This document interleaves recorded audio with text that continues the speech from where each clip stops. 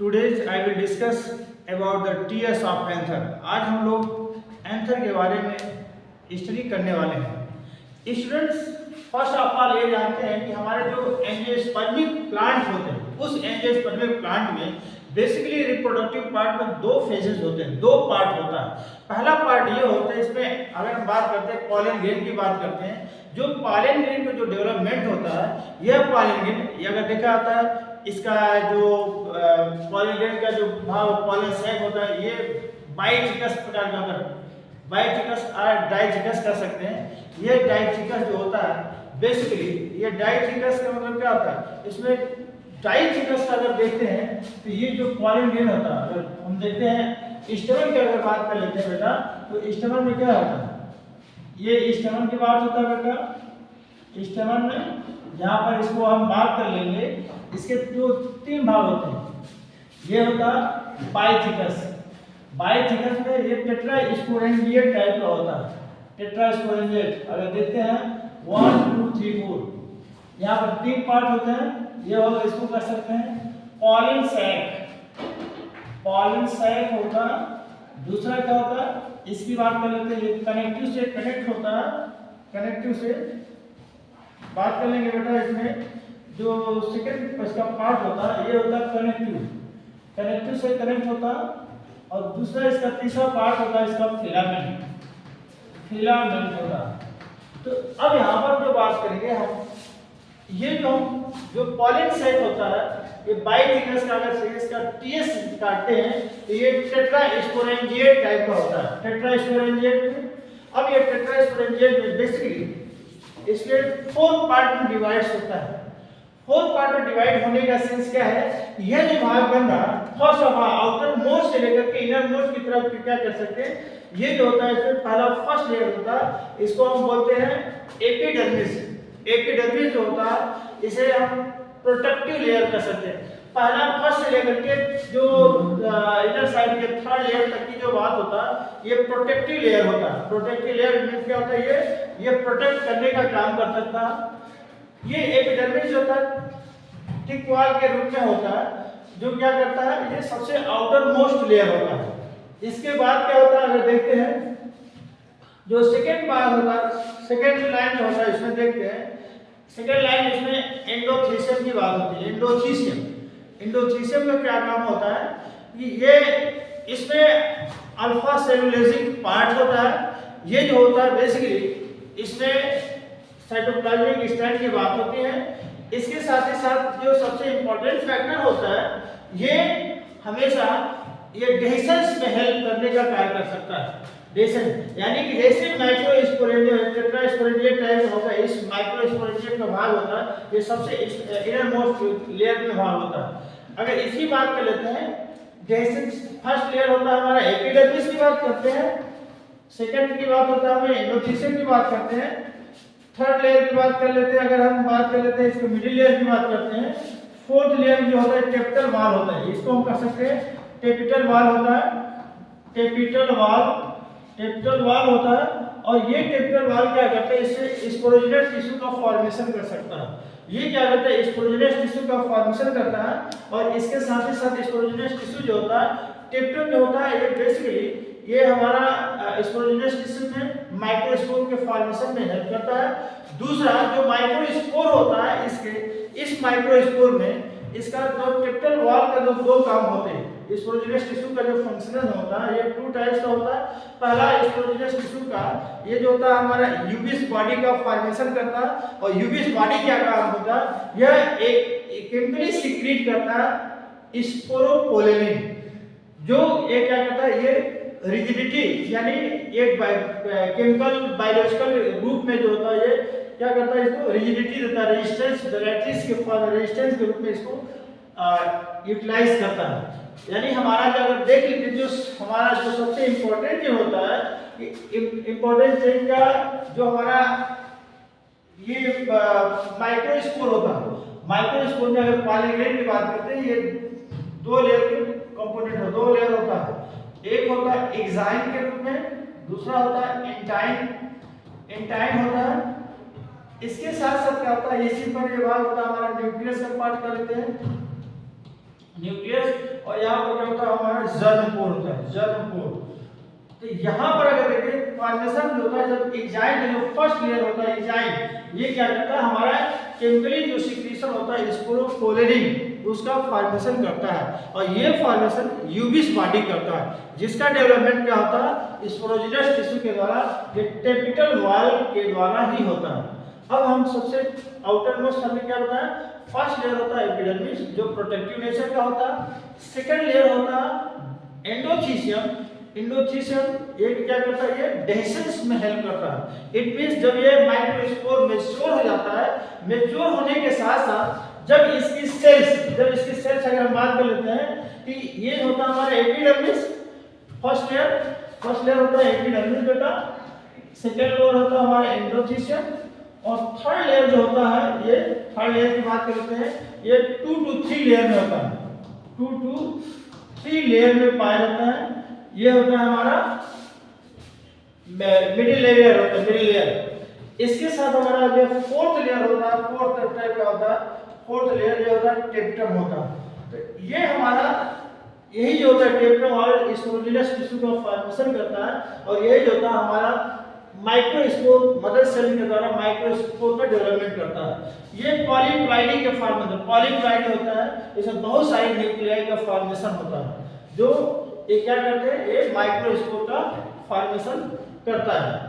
अब यही माइक्रोस्पोर अगर देख लिया था, इसका डेवलपमेंट में अगर देखते हैं, ये मियाटिकली डिवाइड्स होता है, मियाटिकली डिवाइड होने के सेंस में इसमें क्या होता है, ये हैप्लॉइड नेचर के सारे इसके कंडीशन होते हैं। अब यहाँ पर जब ये इसमें जब फर्टिलाइज करेगा सेक्सुअल रिप्रोडक्शन के ड्यूरेशन में, तो यही जो होता है हमारा क्या करता है, हैप्लॉइड्स नंबर ऑफ इसका माइक्रोस्पोर मदर सेल, यानी आप कह सकते हैं कि जब माइक्रोस्पोर जब इसका भाग होगा पॉलीग्रेड का, यही आगे चल करके फर्स्ट माइटोटिक इसके साथ फर्स्ट माइटोटिक डिवीजन होता है, जहाँ पर एक इसमें देख लेते हैं जो पॉलीग्रेड का भाग होता है, पॉलीग्रेड का भाग होता है क्या करते हैं, यहाँ पर बेसिकली जो हमारा ये माइक्रोस्पोर होता है न्यूक्लियस, क्या होता है न्यूक्लियस, ये माइटोटिक डिवीजन करता है, माइटोटिक, जहाँ पर एक वेजिटेटिव सेल और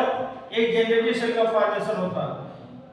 एक वेजिटेटिव सेल बनाएगा इसमें वेजिटेटिव, और दूसरा क्या होता है एक जनरेटिव सेल बनाता है, जनरेटिव सेल होता है, और अगेन आगे चल करके क्या होता है जनरेटिव पुनः माइटोटिक डिवीजन होता है, जहाँ पर क्या करते हैं 2 जनरेटिव सेल होता है, 2 टाइप के क्या होते हैं जनरेटिव सेल होता है, जनरेटिव सेल।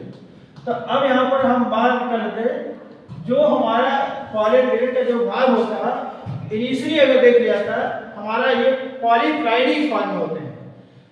तो क्या होता है हमें बताया कि अगर माइक्रोस्पोरेंजियम की अगर इसका देखा तो जो डेhiscence के बाद फर्स्ट लेयर जो होता है ये हमारा प्रोटेक्टिव नेचर में होता है, सेकेंड लेयर होता है जो एंडोथीसियम, ये डेhiscence में हेल्प करता है, तीसरा लेयर होता है जो हमारे क्या करता है एक तरीके से डेhiscence के साथ ही साथ ये क्या करता है हमारा एक न्यूट्रिटिव सपोर्ट के भी रूप में हेल्प कर सकता है। मिडिल लेयर होता है 2 to 3 लेयर में, साइटोप्लाज्मिक स्टैंड के रूप में, साइटोप्लाज्म के रूप में ये हेल्प कर सकता है, और ये भी क्या करता है हमारे न्यूट्रिशनल सपोर्ट करता है किसको, ये टेप्टल वॉल को। और टेप्टल वॉल ये जो होता है ये हमारा फोर्थ लेयर होता है जो टेप्टम होता है, जिसे स्पोरोजिनस सेल कर सकते हैं, स्पोरोजिनस टिश्यू। और यही स्पोरोजिनस टिश्यू क्या कर सकता है, स्पोरोजिनस टिश्यू के ही द्वारा यूबिस बॉडी का फॉर्मेशन होता है। यूबिस बॉडी क्या करता है, स्पोरोपोलिन का फॉर्मेशन करता है, और स्पोरोपोलिन क्या करता है हमारे माइक्रोस्पोर मदर सेल में, यानी जो माइक्रोस्पोर होता है उसका आउटर लेयर में, यानी एग्जाइम के भाग में ये क्या करता है डेवलपमेंट में हेल्प करता है। तो स्टूडेंट्स एक बार पुनः हम इसको रिकैप कर दे रहे हैं, ध्यान दीजिएगा। इसमें क्या होता है कि हमारा जो माइक्रोस्पोरेंजियम का भाग, जो टेट्रास्पोरेंजिएट का जो भाग होता है, उसमें वन पार्ट जो होता है हम इसको यहाँ पर रिप्रेजेंट कर लिए हैं। यहाँ पर क्या होता है वन पार्ट में पहला जो भाग होता है आउटर मोस्ट एपिडर्मल लेयर होता है, सेकेंड लेयर जो होता है एंडोथीसियम होता है, और थर्ड लेयर जो होता है वो मिडिल लेयर होता है। इसके फोर्थ लेयर जो होता है टेप्टम होता है। ये थर्ड लेयर एक तरीके से हम इसको प्रोटेक्टिव नेचर का भी कह सकते हैं, जो प्रोटेक्टिव नेचर का कह सकते हैं। फोर्थ लेयर जो होता है इसको कैपिटल वॉल में हेल्प कर सकता है, जो यही कैपिटल वॉल क्या करता है स्पोरेजियस टिश्यू के द्वारा क्या करता है माइक्रोस्पोर का डेवलपमेंट करता है। अब यहाँ पर देखिए जो इसका सबसे इम्पोर्टेंट जो फैक्टर होता है हमने बताया कि ये क्या होता है, अगर जो देखा बेटा क्या होता है ट्रांसवर्स सेक्शन क्या होता है, ये एक तरीके से टिपिकल माइक्रोस्पोरेंजियम का जो फिगर हमने दिखाया था जहाँ पर 4 लेयर के कंडीशन में बताया गया था और वो 4 लेयर की जो फंक्शनिंग होता है वो बताया गया है। यहाँ पर अगर जो हम बात कर लेते हैं जो सबसे इम्पोर्टेंट जो होता है जो इनिशियली जो होता है जो प्राइमरी स्पोरोजिनस सेल होता है यानी स्पोर मदर सेल्स के द्वारा जो बनता है वो कैसा होता है डिप्लॉयड नेचर का होता है, और जब ये लास्ट में चल जाता है जब ये पॉलिनेट करने की कंडीशन होता है उस समय ये हैप्लॉइड कंडीशन में आता है, क्योंकि वहाँ पर डिप्लॉयड सेल से हैप्लॉइड सेल का फॉर्मेशन होता है और हैप्लॉइड सेल के द्वारा एक हैप्लॉइड सेल मेल का हैप्लॉइड सेल फीमेल से मिल करके डिप्लॉयड में पुनः होकर के ये आगे इसकी लाइफ साइकिल को आगे बढ़ाते हैं। अब इसके लिए हमने बताया था जो एंथर वॉल होते हैं इसको 3 लेयर जो 4 लेयर का एंथर वॉल बताया गया उसकी क्या फंक्शनिंग होता है। एपिडर्मिस जो होता है मोस्ट लेयर होता है प्रोटेक्टिव फंक्शन का होता है। इसके साथ ये क्या करता है जैसे इसको हमने एग्जांपल के लिए आर्कियोथोबियम का बता दिया इसके थिकनिंग सेल्स होते हैं। दूसरा हमने बताया जो एंडोचिशियम सेल होता है एक ऐसा होता है इसका formation alpha cellulosic fibrous band के द्वारा बनता है। इसका एराइज होता है किसके द्वारा टेंजेंशियल वॉल के द्वारा होता है और इसका जो मेन फंक्शनिंग होता है हमने बताया था इसका मेन फंक्शनिंग क्या होता है ये हाइग्रोस्कोपिक नेचर का होता है। हाइग्रोस्कोपिक नेचर का मतलब क्या होता है ये न्यूट्रिशनल सपोर्ट के द्वारा या इसको जो साइटोप्लाज्मिक कंडीशन के द्वारा क्या होता है हाइग्रोस्कोपिक होता है। लेकिन जैसे जैसे इसका हम बात कर लेते हैं जैसे जैसे ये हमारा ये एंडोथीशियम की बात कर लेते हैं जो हमारा एंडोथीशियम होता है ये थिक वॉल के कंडीशन में होते हैं ये हाइग्रोस्कोपिक नेचर का होता है। ये सभी कैसे होता है हाइग्रोस्कोपिक होता है हाइग्रोस्कोपिक।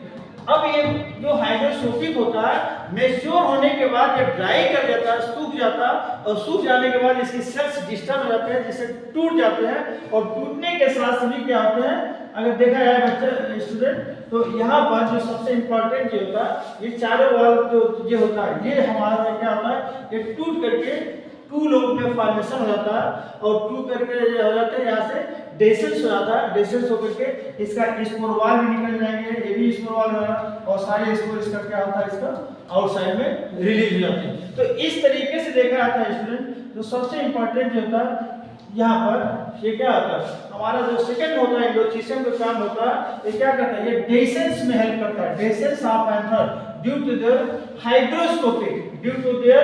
हाइग्रोस्कोपिक नेचर का होता है ये हाइग्रोस्कोपिक होता है हाइग्रोस्कोपिक नेचर का होता है ये हाइग्रोस्कोपिक होता है जहाँ पे इसके वाटर क्या करता है इसको डेसेंस होने के बाद ये ड्राई कर जाता है। थर्ड लेयर जो होता है स्टूडेंट्स ये क्या होता है मिडिल लेयर का होता है जिसे क्या कह सकते हैं इस लेयर में इसे हम एपिमेरल या 3 लेयर होता है ये डीजेनरेट होता है ये जैसे जैसे मैच्योरिटी में ये क्या करता है हेल्प कर सकता है। इसमें भी साइटोप्लाज्मिक कंडीशन होते हैं ये क्या करता है मैच्योरेशन में हेल्प कर सकता है। ये इनिशियल कंडीशन में ये कॉम्पैक्ट होता है जैसे जैसे सेल इसके आगे बढ़ते हैं मैच्योर होता है उसी तरीके से इसकी क्या होता है ये डीजेनरेट होने में मैच्योरिटी में ये हेल्प कर सकता है और लास्ट में भी क्या करता है जब डेसेंट होता है तभी ये क्या करता है डीजेनरेट होता है।